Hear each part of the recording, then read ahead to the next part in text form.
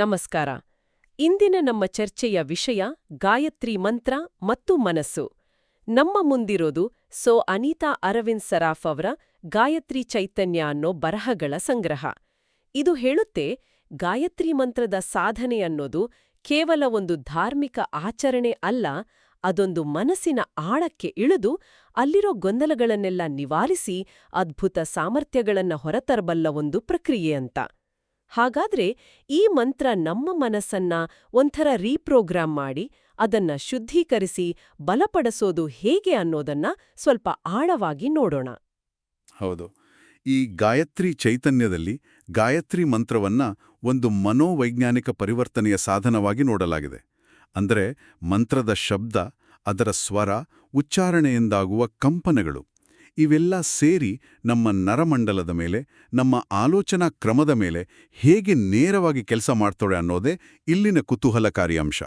ಇದೊಂಥರ ನಮ್ಮ ಮನಸ್ಸಿನ ಆಂತರಿಕ ಜಿಮ್ ಇದ್ದ ಹಾಗೆ. ಇಂಟ್ರೆಸ್ಟಿಂಗ್. ಹಾಗಾದ್ರೆ ಈ ಪ್ರಕ್ರಿಯೆಯ ಮೊದಲ ಹೆಜ್ಜೆ ಏನು? ಈ ಗಾಯತ್ರಿ ಚೈತನ್ಯದ ಪ್ರಕಾರ ಸಾಧಕರು ಮೊದಲು ಬಯಸೋದು ತಮ್ಮ ಬುದ್ಧಿ ಮತ್ತು ಕರ್ಮಗಳು, ಅಂದ್ರೆ ಆಲೋಚನೆ ಮತ್ತು ಕೆಲ್ಸಗಳು ಸರಿ ದಾರಿಯಲ್ಲಿ ನಡೀಲಿ ಅಂತ. ಅಂದ್ರೆ ಮನಸ್ಸಿನ ಶುದ್ಧೀಕರಣ ಅಥವಾ ಮೆಂಟಲ್ ಡಿಟಾಕ್ಸ್ ಇದರ ಮೊದಲ ಮತ್ತು ಪ್ರಮುಖ ಗುರಿಯಲ್ವಾ? ಖಂಡಿತ. ಇಲ್ಲಿನ ತರ್ಕ ಬಹಳ ಸರಳ. ಈಗ ನೋಡಿ, ಒಂದು ಕೊಳುಕು ಪಾತ್ರೆಯಲ್ಲಿ ನೀವು ಎಷ್ಟೇ ಶ್ರೇಷ್ಠವಾದ ಪಾಯಸ ಮಾಡಿದ್ರೂ ಅದು ಹಾಳಾಗುತ್ತೆ. ಹಾಗೆಯೇ ಗೊಂದಲ, ದುರಾಸೆಯ ಭಯಗಳಿಂದ ತುಂಬಿದ ಮನಸ್ಸಿನಲ್ಲಿ ಯಾವ ಒಳ್ಳೆ ಆಲೋಚನೆಯೂ ನಿಲ್ಲೋದಿಲ್ಲ. ಹಾಗಾಗಿ ಸಾಧನೆಯ ಮೊದಲ ಕೆಲಸವೇ ಆ ಪಾತ್ರೆಯನ್ನ, ಅಂದ್ರೆ ಮನಸ್ಸನ್ನ ತೊಳೆಯೋದು. ಗಾಯತ್ರಿ ಮಂತ್ರದ ಜಪದಿಂದ ಮನಸ್ಸು ನಿಧಾನವಾಗಿ ಶಾಂತವಾಗ್ತಾ ಹೋಗುತ್ತೆ ಮತ್ತು ಮನೋಕ್ಷೋಭೆ ಅಂದ್ರೆ ಮೆಂಟಲ್ ಅಜಿಟೇಷನ್ ಕಡಿಮೆಯಾಗುತ್ತೆ ಅಂತ ಈ ಬರಹಗಳು ಹೇಳ್ತವೆ. ಇಲ್ಲಿ ಒಂದು ಸ್ವಾರಸ್ಯಕರ ವಿಷಯವಿದೆ. ಗಾಯತ್ರಿ ಚೈತನ್ಯದಲ್ಲಿ ಗಾಯತ್ರಿ ಮಂತ್ರವು ನಿರರ್ಥಕ ವಿಚಾರಭ್ರಾಂತಿ ಅಥವಾ ಇಂದಿನ ಭಾಷೆಯಲ್ಲಿ ಹೇಳೋದಾದ್ರೆ ಒಬ್ಸೆಷನ್ಗೆ ಅತ್ಯುತ್ತಮ ಪರಿಹಾರ ಅಂತ ಹೇಳಲಾಗಿದೆ. ನಾವೆಲ್ಲರೂ ಇದನ್ನ ಅನುಭವಿಸ್ತೇವೆ. ಒಂದೇ ಯೋಚನೆ ತಲೆಯಲ್ಲಿ ಗಿರ್ಕಿ ಹೊಡಿ ತಿನ್ನುತ್ತೆ, ಅದರಿಂದ ಹೊರಬರೋಕೆ ಆಗೋದೇ ಇಲ್ಲ. ಇದು ಅದಕ್ಕೆ ಸಹಾಯ ಮಾಡುತ್ತಾ? ಹೌದು, ಇದು ಬಹಳ ಮುಖ್ಯವಾದ ಪಾಯಿಂಟ್. ಆ ಗಿರ್ಕಿ ಹೊಡೆಯೋ ಯೋಚನೆಗಳನ್ನೇ ವಿಕ್ಷೇಪ ಅಂತ ಕರೆಯೋದು. ಈ ಗಾಯತ್ರಿ ಚೈತನ್ಯದ ಪ್ರಕಾರ ಮಂತ್ರದ ಜಪದಿಂದ ಉಂಟಾಗುವ ಸೂಕ್ಷ್ಮ ಕಂಪನಗಳು ನಮ್ಮ ಮೆದುಳಿನಲ್ಲಿ ಒಂದ್ರೀತಿ ರೀಸೆಟ್ ಬಟನ್ ಒತ್ತಿರುವಾಗೆ ಕೆಲಸ ಮಾಡ್ತವೆ. ಆ ಅನಗತ್ಯ ಆಲೋಚನೆಗಳ ಲೂಪನ್ನ ಮುರಿದು ಮನಸ್ಸನ್ನ ವರ್ತಮಾನಕ್ಕೆ ತಂದು ನಿಲ್ಲಿಸ್ತವೆ. ಇದರಲ್ಲಿ ಇನ್ನೂ ಒಂದು ಆಳವಾದ ಮಾತು ಹೇಳಲಾಗಿದೆ. ಹಿಂದಿನ ಜನ್ಮಗಳಿಂದ ಬಂದ ದೋಷಪೂರಿತ ವಿಚಾರಗಳು ಶುದ್ಧವಾಗ್ತವೆ ಅಂತ. ಒಂದ್ ನಿಮಿಷ. ಹಿಂದಿನ ಜನ್ಮಗಳಿಂದ ಬಂದ ದೋಷಪೂರಿತ ವಿಚಾರಗಳು ಅಂದ್ರೆ ಕೇಳುಗರಿಗೆ ಸ್ವಲ್ಪ ಗೊಂದಲ ಆಗ್ಬೋದು. ಇದರ ಅರ್ಥ ನಮ್ಮ ಇವತ್ತಿನ ಆಲೋಚನೆಗಳು ನಮ್ಮ ಕಂಟ್ರೋಲ್ನಲ್ಲಿಲ್ಲ, ಅದೆಲ್ಲ ಹಿಂದಿನ ಜನ್ಮದ್ದು ಅಂತಾನಾ? ಇದನ್ನ ಈ ಗಾಯತ್ರಿ ಚೈತನ್ಯ ಹೇಗೆ ವಿವರಿಸುತ್ತೆ? ಒಳ್ಳೆ ಪ್ರಶ್ನೆ. ಇದನ್ನ ಸಂಸ್ಕಾರ ಅನ್ನೋ ಪರಿಕಲ್ಪನೆಯ ಮೂಲಕ ಅರ್ಥ ಮಾಡ್ಕೋಬಹುದು. ನಮ್ಮ ಮನಸ್ಸನ್ನ ಒಂದು ಕಂಪ್ಯೂಟರ್ ಹಾರ್ಡ್ ಡ್ರೈವ್ ಅಂತ ಅಂದುಕೊಳ್ಳಿ. ನಾವು ಹುಟ್ಟಿದಾಗಿನಿಂದ ಅನುಭವಿಸಿದ ಪ್ರತಿಯೊಂದು ವಿಷಯ, ನಮ್ಮ ಅಭ್ಯಾಸಗಳು, ಭಯಗಳು, ನಂಬಿಕೆಗಳು ಎಲ್ಲವೂ ಅದರಲ್ಲಿ ಹಳೆಯ ಸಾಫ್ಟ್ವೇರ್ ಪ್ರೋಗ್ರಾಂಗಳ ಹಾಗೆ ಸೇವ್ ಆಗಿರುತ್ತೆ. ಕೆಲವು ಪ್ರೋಗ್ರಾಂಗಳು ಹಳೇದಾಗಿ ವೈರಸ್ ಹಿಡಿದು ನಮ್ಮ ಸಿಸ್ಟಮನ್ನ ನಿಧಾನ ಮಾಡ್ತಿರ್ತವೆ. ಅದೇ ರೀತಿ ನಮ್ಮ ಕೆಲವು ಹಳೆ ನಂಬಿಕೆಗಳು, ಭಯಗಳು ನಮ್ಮನ್ನ ಜೀವನದಲ್ಲಿ ಮುಂದೆ ಹೋಗೋಕೆ ಬಿಡೋದಿಲ್ಲ. ಈ ಗಾಯತ್ರಿ ಚೈತನ್ಯದ ಪ್ರಕಾರ ಗಾಯತ್ರಿ ಮಂತ್ರದ ಜಪ ಒಂಥರ ಆಂಟಿವೈರಸ್ ಸ್ಕ್ಯಾನ್ ಇದ್ದ ಹಾಗೆ. ಅದು ಆ ಹಳೆಯ ನಿರುಪಯುಕ್ತ ಪ್ರೋಗ್ರಾಂಗಳನ್ನ, ಅಂದ್ರೆ ಆಳವಾಗಿ ಬೇರೂರಿದ ಸಂಸ್ಕಾರಗಳನ್ನು ಹುಡುಕಿ ಡಿಲೀಟ್ ಮಾಡುತ್ತೆ. Wow, antivirus scan. ಇದು ಅರ್ಥ ಮಾಡ್ಕೊಳ್ಳೋಕೆ ಸುಲಭವಾಯ್ತು. ಹಾಗಾದ್ರೆ ಈ ಸ್ಕ್ಯಾನ್ನಿಂದ ಕೇವಲ ನೆಗೆಟಿವ್ ಆಲೋಚನೆಗಳು ಹೋಗುತ್ತವ ಅಥವಾ ಬೇರೆ ಏನಾದ್ರೂ ಪರಿಣಾಮ ಇದೆಯಾ? ಖಂಡಿತ ಇದೆ. ಈ ಪ್ರಕ್ರಿಯೆಯಿಂದ ಮನಸ್ಸು ಸ್ಪಷ್ಟವಾದಾಗ ವಿಕಲ್ಪಗಳು, ಅಂದ್ರೆ ಇಂಡಿಸಿಸಿವ್ನೆಸ್ ಅಥವಾ ನಿರ್ಧಾರ ತಗೊಳ್ಳೋಕೆ ಆಗದ ಸ್ಥಿತಿ ದೂರವಾಡುತ್ತೆ. ಯಾವುದು ಸರಿ, ಯಾವುದು ತಪ್ಪು ಅಂತ ನಿರ್ಧರಿಸೋ ಸಾಮರ್ಥ್ಯ ಹೆಚ್ಚಾಗುತ್ತೆ. ಒಟ್ಟಿನಲ್ಲಿ ಮನಸ್ಸಿನ ಕಸವನ್ನೆಲ್ಲ ಗುಡಿಸಿ ಸ್ವಚ್ಛ ಮಾಡದ ಹಾಗೆ ಆಗುತ್ತೆ. ಹಾಗಾದ್ರೆ ಮನಸ್ಸಿನಲ್ಲಿರೋ ಹಳೆ ಕಸವನ್ನೆಲ್ಲ ಹೊರಹಾಕಿದ್ಮೇಲೆ ಒಂಥರ ಮನಸ್ಸು ಖಾಲಿಯಾಗುತ್ತೆ. ಈ ಖಾಲಿ ಜಾಗವನ್ನ ನಮ್ಮ ಚಂಚಲ ಇಂದ್ರಿಯಗಳು ಮತ್ತೆ ತುಂಬಿಕೊಳ್ಳೋ ಅಪಾಯ ಇರುತ್ತಲ್ವೇ? ಹಾಗಾಗಿ ಮನಸ್ಸನ್ನ ಶುದ್ಧೀಕರಿಸಿದ ನಂತರ ಇಂದ್ರಿಯಗಳನ್ನ ಹಿಡಿತಕ್ಕೆ ತರೋದು ಸಹಜವಾಗಿ ಮುಂದಿನ ಹಂತ ಆಗ್ಬೇಕಲ್ವೇ? ನಿಖರವಾಗಿ ಅದೇ ಮುಂದಿನ ಹಂತ. ಈ ಗಾಯತ್ರಿ ಚೈತನ್ಯದಲ್ಲಿ ಮನೋನಿಗ್ರಹ ಮತ್ತು ಇಂದ್ರಿಯ ನಿಗ್ರಹ ಅನ್ನೋ ಮಾತುಗಳನ್ನು ಬಳಸಲಾಗಿದೆ. ಮನಸ್ಸನ್ನ ತಡೆಯೋದು ಮತ್ತು ಇಂದ್ರಿಯಗಳನ್ನು ದಮನ ಮಾಡೋದು ಎರಡು ಸಾಧ್ಯವಾಗುತ್ತೆ ಅಂತ. ನಾಲಿಗೆಗೆ ರುಚಿಯಾದದ್ದು ಬೇಕು, ಕಣ್ಣಿಗೆ ಸುಂದರವಾದದ್ದು ಬೇಕು, ಕಿವಿಗೆ ಇಂಪಾದದ್ದು ಬೇಕು. ಹೀಗೆ ಇಂದ್ರಿಯಗಳು ನಮ್ಮನ್ನು ಸದಾ ಹೊರಗಿಳಿತಿರ್ತವೆ. ಮಂತ್ರದಿಂದ ಉತ್ಪತ್ತಿಯಾದ ಆಂತರಿಕ ಶಕ್ತಿಯು ಈ ಇಂದ್ರಿಯಗಳ ಚಂಚಲತೆಯನ್ನು ಕಡಿಮೆ ಮಾಡಿ ಅವುಗಳ ಮೇಲೆ ಒಂದು ಹಿಡಿತ ಸಾಧಿಸೋಕೆ ಸಹಾಯ ಮಾಡುತ್ತೆ. ಏನೋ ಡಯಟ್ ಮಾಡಬೇಕು ಅಂತ ತೀರ್ಮಾನ ಮಾಡಿರ್ತೇವೆ, ಆದ್ರೆ ಕಣ್ಣು ಮುಂದೆ ಒಂದು ಬಿಸಿ ಬಿಸಿ ಜಿಲೇಬಿ ಬಂದ್ರೆ ಸಾಕು, ನಮ್ಮೆಲ್ಲ ನಿರ್ಧಾರಗಳು ನೀರಲ್ಲಿ ಹೋಮ ಮಾಡಿದ ಹಾಗೆ. ಈ ಇಂದ್ರಿಯ ನಿಗ್ರಹ ಅನ್ನೋದು ಬಹುಶಃ ಇಂದಿನ ಕಾಲದಲ್ಲಿ ಎಲ್ಲಕ್ಕಿಂತ ಕಷ್ಟದ ಸಾಧನೆ. ನಿಜ. ಆದರೆ ಇಲ್ಲಿ ಒಂದು ಪ್ರಮುಖ ವ್ಯತ್ಯಾಸವಿದೆ. ಇದು ಕೇವಲ ಇಂದ್ರಿಯಗಳನ್ನ ಬಲವಂತವಾಗಿ ಹತ್ತಿಕ್ಕುವುದಲ್ಲ, ಬದಲಾಗಿ ಮನಸ್ಸು ಮತ್ತು ಇಂದ್ರಿಯಗಳ ನಡುವೆ ಒಂದು ಸಮನ್ವಯ ತರೋದು. ಇದರ ಅಂತಿಮ ಪರಿಣಾಮವೇ ಮಾತು, ಮನಸ್ಸು ಮತ್ತು ಕೃತಿ ಒಂದಾಗುವುದು. ಅಂದ್ರೆ ನಾವೇನ್ ಯೋಚಿಸ್ತೀವೋ ಅದನ್ನೇ ಮಾತಾಡ್ತೀವಿ ಮತ್ತು ಅದನ್ನೇ ಮಾಡ್ತೀವಿ. ನಮ್ಮಲ್ಲಿ ಆಂತರಿಕ ಸಂಘರ್ಷ ಇರೋದಿಲ್ಲ. ಇದರಿಂದ ಮನಸ್ಸು ಮತ್ತು ಶರೀರದ ಮೇಲೆ ಸಂಪೂರ್ಣ ಹತೋಟಿ ಬರುತ್ತೆ. ಉದ್ವೇಗ, ಉನ್ಮಾದ ಮತ್ತು ಅಸ್ಥಿರಗೊಂಡ ಮನಸ್ಸನ್ನ ನಿಯಂತ್ರಿಸೋ ಶಕ್ತಿ ಬರುತ್ತೆ ಅಂತ ಗಾಯತ್ರಿ ಚೈತನ್ಯ ವಿವರಿಸುತ್ತೆ. ಸರಿ, ಮನಸ್ಸು ಕ್ಲೀನ್ ಆಯ್ತು, ಇಂದ್ರಿಯಗಳು ನಮ್ಮ ಹಿಡಿತಕ್ಕೆ ಬಂದು, ಒಂಥರ ನಮ್ಮ ಆಪರೇಟಿಂಗ್ ಸಿಸ್ಟಮ್ ಈಗ ಶುದ್ಧವಾಗಿದೆ. ಇದರ ಮುಂದಿನ ಅಪ್ಗ್ರೇಡ್ ಏನು? ಈ ಸ್ಥಿತಿಯಲ್ಲಿ ಮನಸ್ಸಿನ ಸಾಮರ್ಥ್ಯಗಳು ಹೇಗೆ ವಿಕಸನೆಗೊಳ್ಳುತ್ತವೆ? ಇಲ್ಲಿಂದಾನೇ ನಿಜವಾದ ಆಟ ಶುರುವಾಗೋದು. ಮನಸ್ಸು ಶಾಂತ ಮತ್ತು ಸ್ಥಿರವಾದಾಗ ಅದರ ನಿಜವಾದ ಶಕ್ತಿ ಹೊರಹೊಮ್ಮಲು ಆರಂಭಿಸುತ್ತೆ.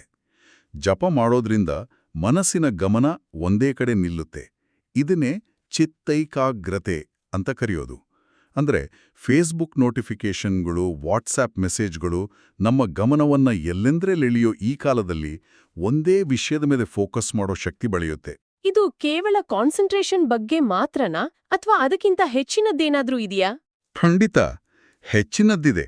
ಈ ಗಾಯತ್ರಿ ಚೈತನ್ಯದಲ್ಲಿ 3 ವಿಭಿನ್ನ ರೀತಿಯ ಮಾನಸಿಕ ಸಾಮರ್ಥ್ಯಗಳ ಬಗ್ಗೆ ಹೇಳಲಾಗಿದೆ.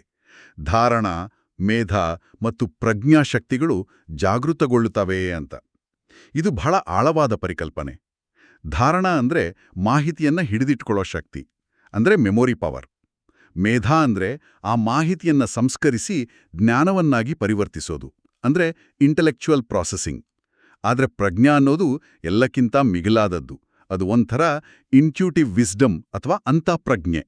ಅಂದ್ರೆ ಗಾಯತ್ರಿ ಸಾಧನೆ ಕೇವಲ ನಿಮ್ಮನ್ನ ಫೋಕಸ್ಡ್ ಆಗಿ ಮಾಡೋದಲ್ಲ, ನಿಮ್ಮನ್ನ ಬುದ್ಧಿವಂತರನ್ನಾಗಿ ಮತ್ತು ಜ್ಞಾನಿಗಳನ್ನಾಗಿ ಮಾಡುತ್ತೆ ಅಂತ ಈ ಬರಹಗಳು ಹೇಳ್ತವೆ.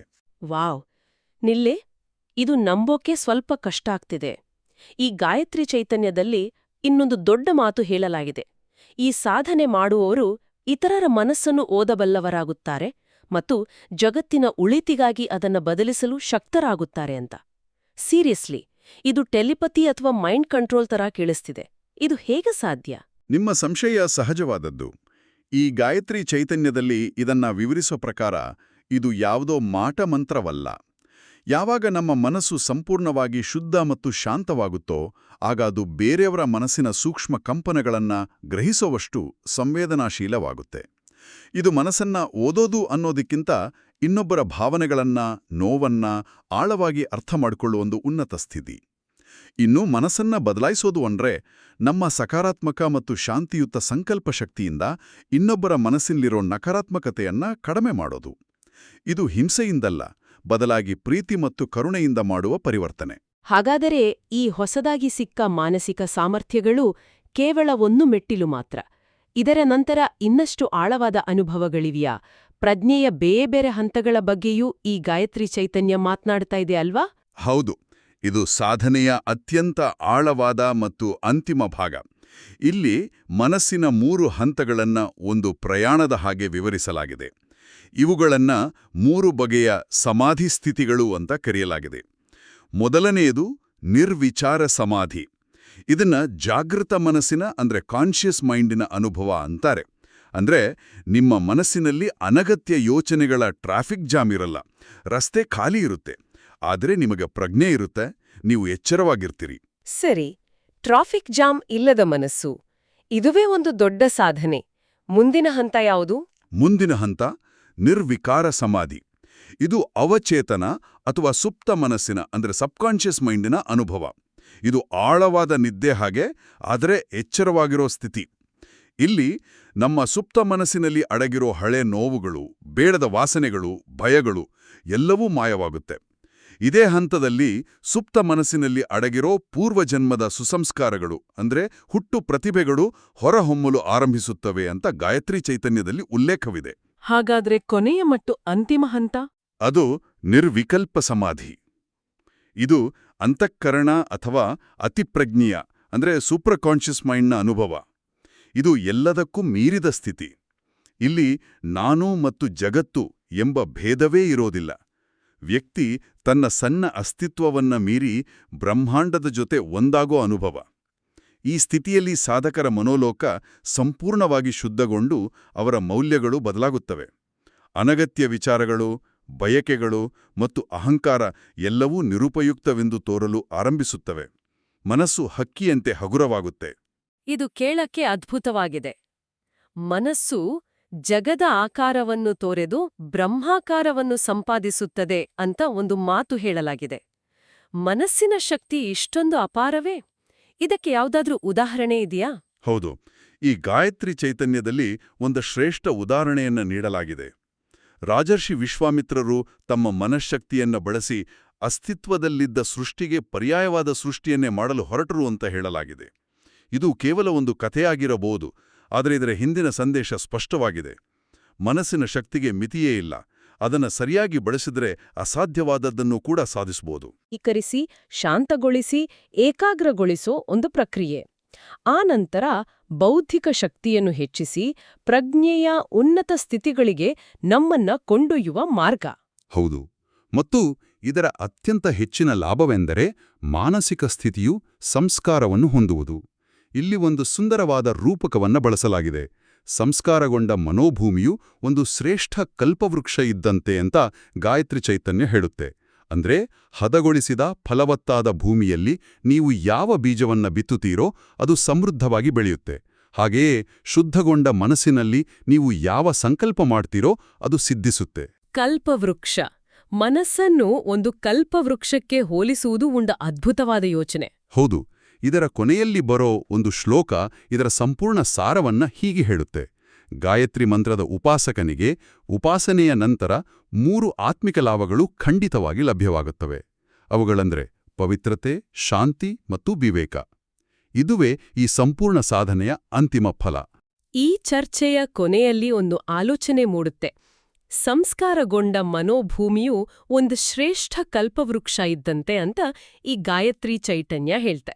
ಮನಸ್ಸೆಂಬ ಭೂಮಿಯನ್ನು ಈ ರೀತಿ ಹದಗೊಳಿಸಿದ ಮೇಲೆ ಅಲ್ಲಿ ಯಾವ ರೀತಿಯ ಆಲೋಚನೆಗಳ ಬೀಜವನ್ನು ಬಿತ್ತಬೇಕು ಎಂಬ ಆಯ್ಕೆ ಮತ್ತು ಜವಾಬ್ದಾರಿ ಸಂಪೂರ್ಣವಾಗಿ ಸಾಧಕನಿಗೆ ಸೇರಿದ್ದಲ್ಲವೇ? ಆ ಕಲ್ಪವೃಕ್ಷದಿಂದ ಏನನ್ನು ಪಡೆಯಬೇಕು ಎನ್ನುವುದು ಮುಂದಿನ ಬಹುದೊಡ್ಡ ಪ್ರಶ್ನೆ.